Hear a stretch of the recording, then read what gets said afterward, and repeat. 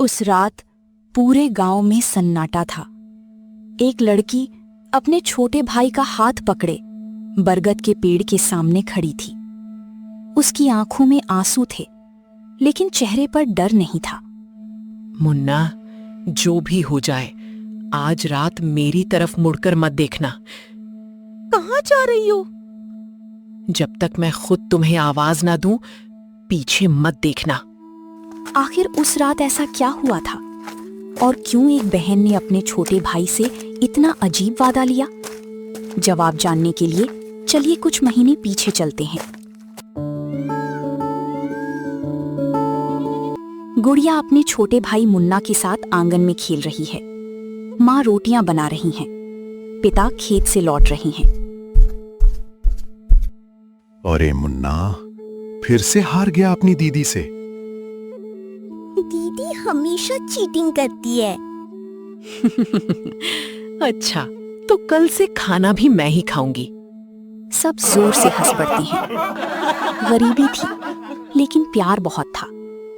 उन्हें नहीं पता था कि किस्मत उनकी हंसी पर नजर लगा चुकी है। पिता और माँ बैलगाड़ी से शहर से लौट रहे होते हैं। अचानक तेज बारिश शुरू हो जाती है। बैल बेकाबू हो जाती हैं। गाड़ी गहरी खाई में गिर जाती है और वहीं वे दम तोड़ देती हैं।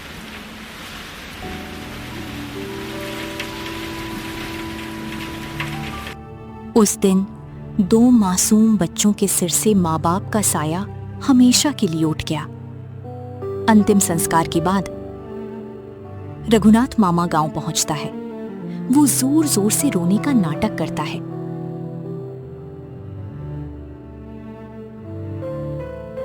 मेरी बहन चली गई। हे भगवान, ऐसा क्यों कर दिया तुमने?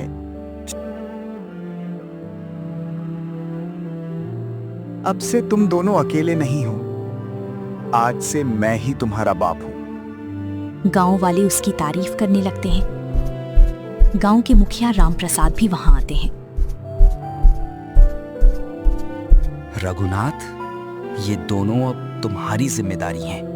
इनके माँ बाप ने मेहनत से जो जमीन छोड़ी है, उसका भी ध्यान रखना।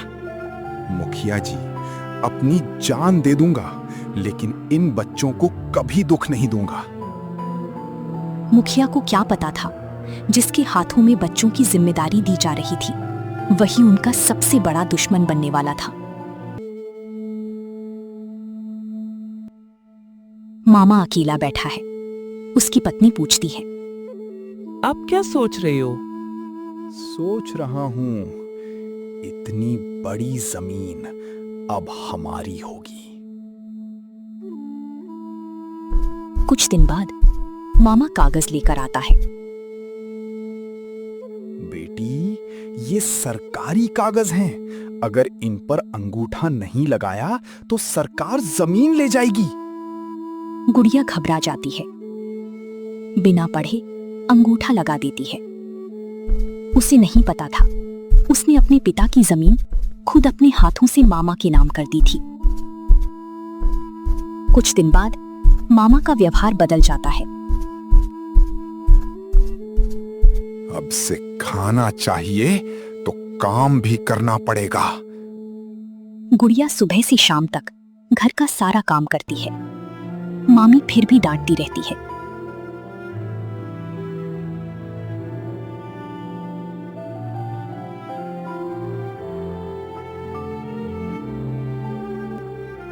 मुन्ना धीरे से पूछता है, दीदी, क्या मामा हमें प्यार नहीं करते? गुड़िया मुस्कुराने की कोशिश करती है। करते हैं, बस उन्हें गुस्सा जल्दी आता है। लेकिन उसकी आंखों से आंसू गिर जाते हैं।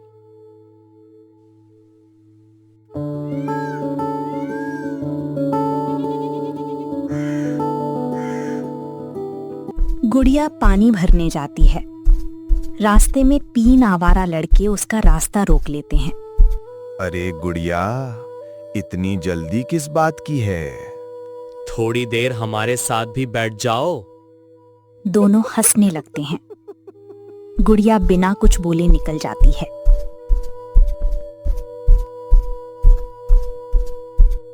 अगली सुबह गुड़िया और मुन्ना गांव के मुखिया के घर पहुंचते हैं। क्या बात है बेटी? गुड़िया सारी बात बता देती है। मुखिया उन लड़कों को बुलाता है। अगर आज के बाद किसी ने इस लड़की को परेशान किया तो पूरे गांव के सामने सजा मिलेगी। लड़के सिर झुका लेते हैं, लेकिन उनकी आंखों में बदले की आग साफ दिखाई देती है। वही लड़के मामा से मिलते हैं। तुम्हारी भांजी ने हमारी शिकायत कर दी? मामा गुस्से से भर जाता है।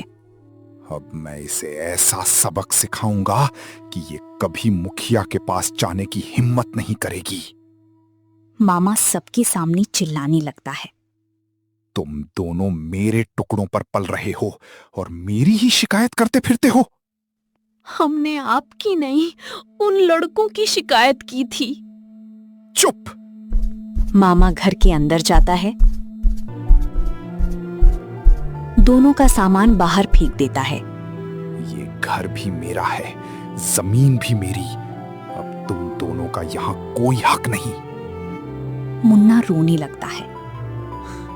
दीदी, अब हम कहाँ जाएंगे? गुड़िया भाई का हाथ पकड़ लेती है। उसकी आंखों में आंसू हैं, लेकिन चेहरे पर हिम्मत है। जब तक मैं जिंदा हूं, तुझे कुछ नहीं होने दूंगी। गुड़िया और मुन्ना अपने फटे हुए सामान के साथ वहां पहुंचते हैं। झोपड़ी की छत टूटी हुई होती है, चारों तरफ धूल और मकड़ी के जाले। मुन्ना धीरे से बैठ जाता है। अगली सुबह गुड़िया खेतों में मजदूरी करने जाती है। मुन्ना पास के जंगल से सूखी लकड़ियां इकट्ठी करता है। दीदी तुम खा लो, मुझे भूख नहीं है। गुड़िया समझ जाती है कि उसका भाई झूठ बोल रहा है। वो रोटी 2 बराबर हिस्सों में तोड़ देती है। झूठ बोलना अच्छी बात नहीं होती। दोनों हल्का सा मुस्कुरा देते हैं। उसी शाम मुखिया रामप्रसाद झोपड़ी में आता है। उसके हाथ में अनाज की बोरी होती है। बेटी, मुझे सब पता चल गया। ये थोड़ा सा राशन रख लो। मुखिया जी, हमें भीख नहीं चाहिए, बस हमारा हक वापस दिला दीजिए। मुखिया गहरी सांस लेता है। बेटी, मैंने पंचायत में बात उठाई थी, लेकिन रघुनाथ सबके सामने कागज दिखा चुका है। कागजों में जमीन उसी के नाम है। गुड़िया की आंखें भर आती हैं। गुड़िया को अपने पिता की आखिरी बात याद आती है। बेटी, अगर कभी मुसीबत आए तो उस पुरानी चीज को संभाल कर रखना। वो एक दिन तुम्हें इंसाफ दिलाएगी। गुड़िया चौंक कर उठ बैठती है। वो झोपड़ी के कोने से एक पुराना लोहे का ताला निकालती है। मुन्ना हैरानी से देखता है। दीदी ये ताला हमेशा अपने पास क्यों रखती हो? गुड़िया मुस्कुरा देती है। अभी नहीं, एक दिन सब समझ जाओगे। अमावस्या की रात पूरा गांव सो चुका है। गुड़िया चुपचाप ताला उठाती है। मुन्ना जाग जाता है। दीदी कहाँ जा रही हो? जल्दी वापस आ जाऊंगी।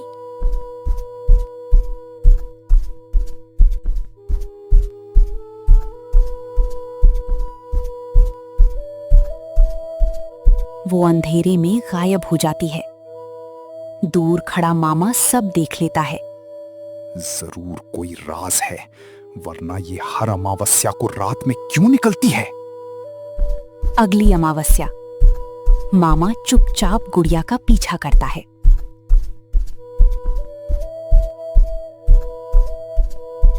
गुड़िया गांव के बाहर शमशान के पास एक पुराने बरगद के पेड़ तक पहुंचती है।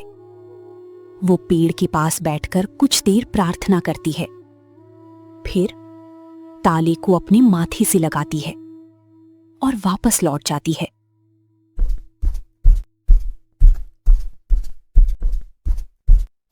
मामा दूर से सब देखता रहता है। ये ताला आखिर किस चीज का है?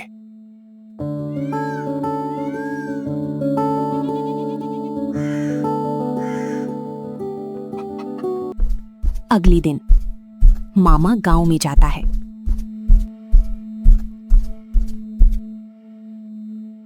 वो धीरे धीरे लोगों के कान भरना शुरू करता है। मैंने अपनी आंखों से देखा है, वो लड़की आधी रात को शमशान जाती है। कुछ तो गड़बड़ है। देखते ही देखते पूरे गांव में अफवाह फैल जाती है। जब गुड़िया कुएं पर पानी भरने जाती है, कुछ औरतें बातें करने लगती हैं। यही है वो लड़की। पता नहीं क्या करने के लिए रात रात भर घूमती रहती है। रात रात भर शमशान में घूमती है। मुझे तो लगता है कि अनाथ के साथ साथ ये बदचलन भी हो रही है। छी! गुड़िया सब सुनकर भी चुप रहती है और वहां से दुखी होकर अपने घर चली जाती है। मुखिया गांव वालों को इकट्ठा करता है। किसी के बारे में बिना सच जाने बातें करना पाप है। आज के बाद कोई इस लड़की का अपमान नहीं करेगा। सब चुप हो जाते हैं, लेकिन मामा के चेहरे पर हल्की सी मुस्कान होती है।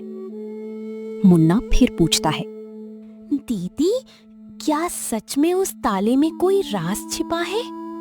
गुड़िया कुछ पल चुप रहती है, फिर हाँ, लेकिन अगर वो राज गलत इंसान को पता चल गया तो हमारे माँ बाप की आखिरी निशानी भी चली जाएगी। मुन्ना कुछ समझ नहीं पाता। अगले दिन मामा उन 3 बदमाश लड़कों को बुलाता है। उस लड़की के पास जो पुराना ताला है, मुझे वो हर हाल में चाहिए। अगर उसने देने से मना कर दिया तो? मामा की आंखें लाल हो जाती हैं। तो छीन लेना। गुड़िया और मुन्ना जंगल से लौट रहे होते हैं। लड़के उनका रास्ता रोक लेते हैं। हमें वो ताला दे दो। ये मेरे पिता की आखिरी निशानी है। फिर तो हमें यही चाहिए। तभी उधर से मुखिया आ रहा होता है। वे लोग वहां से भाग जाते हैं। जब तक मेरी सांस चल रही है, कोई इस ताले को छू भी नहीं सकता। जितना गुड़िया उस ताले को छिपा रही थी, उतना ही रघुनाथ मामा बेचैन होता जा रहा था। आखिर उस पुराने ताले में क्या है? मुझे नहीं पता, लेकिन अगर गुड़िया उसे जान से भी ज्यादा संभाल रही है तो उसमें जरूर कोई बड़ा राज है। कुछ दिन बाद फिर अमावस्या की रात आती है। आसमान में बादल छाए हुए हैं, हवा तेज चल रही है।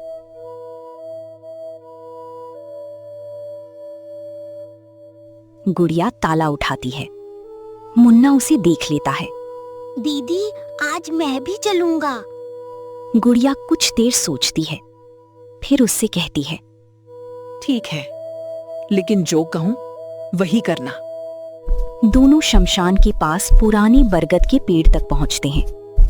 वहीं झाड़ियों के पीछे मामा भी छिपा होता है। उसे लगता है आज सारा राज पता चल जाएगा।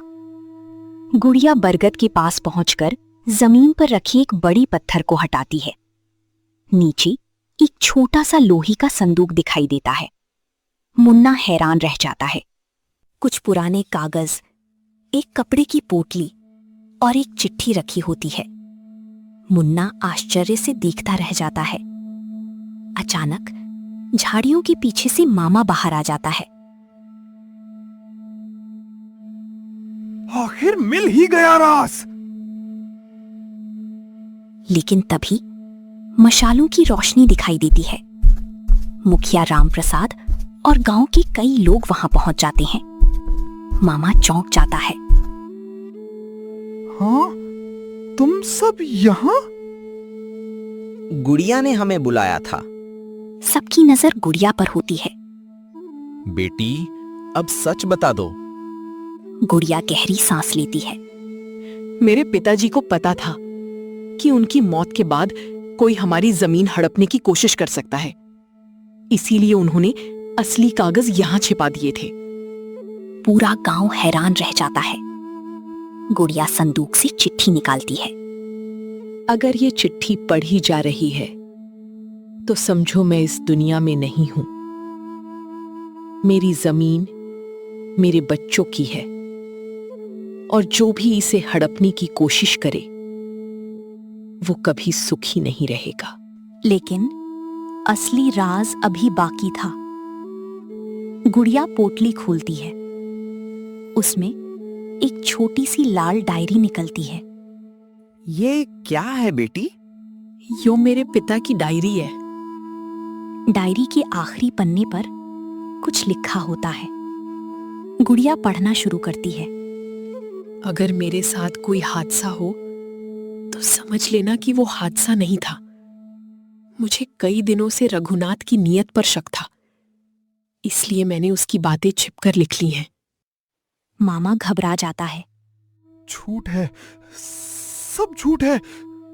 लेकिन घबराहट में वो खुद बोल पड़ता है।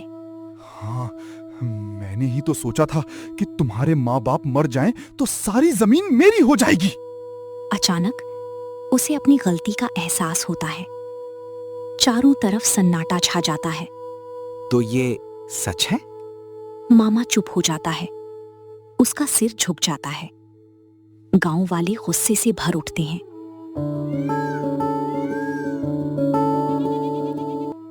अगले दिन पूरे गांव की पंचायत बैठती है। मुखिया सबके सामने फैसला सुनाता है। रघुनाथ ने अनाथ बच्चों के साथ धोखा किया है।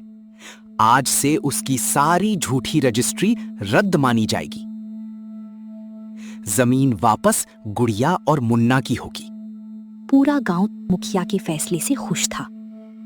वे लोग भी आगे आते हैं जिन्होंने गुड़िया को ताने मारे थे। बेटी, हमें माफ कर दो। हमने बिना सच जाने तुम्हें गलत समझा। गुड़िया मुस्कुरा देती है। कुछ महीने बाद गुड़िया और मुन्ना अपने खेत में खड़े होते हैं। मुन्ना खुश होकर दौड़ता है। दीदी, हम जीत गए। गुड़िया की आंखें भर आती हैं। वो आसमान की तरफ देखती है। नहीं मुन्ना, सच्चाई जीती है। जिस इंसान के पास लालच होता है वो कुछ समय के लिए जीत सकता है, लेकिन जिसके पास सच्चाई और हिम्मत होती है उसकी जीत हमेशा के लिए होती है।